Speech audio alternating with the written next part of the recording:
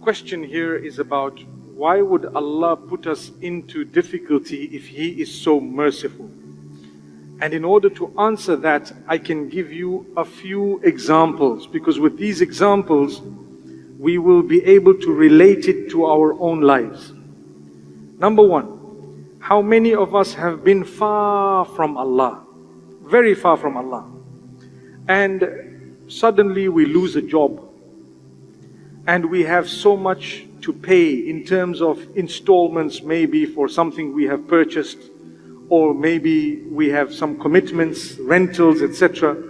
And we realize at a certain time that, you know what, I need another job very urgently, and I don't have this job, and we start rushing from pillar to post with Allah still outside the equation. And a time comes when we realize our helplessness, and then we change our lives, we make dua.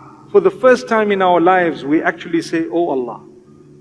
Now, all of that was the mercy of Allah. If it took a big problem of losing a job to bring you all the way to come closer to Allah and to call out to Him for the first time, wasn't it worth it? So now you call out to Allah and you still don't get the job and you still have difficulty. You have to have hope in Allah. You will now start perhaps praying 5 times a day when you didn't pray 5 times a day, because this problem gave you the opportunity to consider yourself and where you are standing. You are starting to say, maybe something is wrong, perhaps something is wrong. You know, let me try and correct myself. People have a bad habit, they give up the bad habit. People have addictions, they give up the addictions and they come back to Allah. I know of people, myself included, sometimes we get up for tahajjud when there is a problem and we are crying to Allah, "Oh Allah, help us through this day, help us through this issue." So yes, tahajjud, and that is the early morning prayer, the pre-fajr prayer, it is not compulsory. But wasn't it the mercy of the Almighty that put you into the problem and did not solve the problem until you tasted the sweetness of your salah, and until you tasted the sweetness of the connection with Allah, and then He decided to grant ease after 20 years of suffering.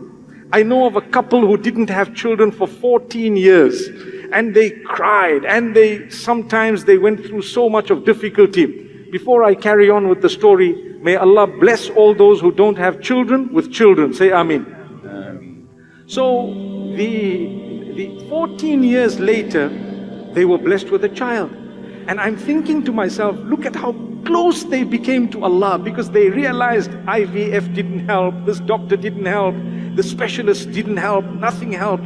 It made us come close to Allah. So talking about hardship, it took Allah 1 second to sort the matter out.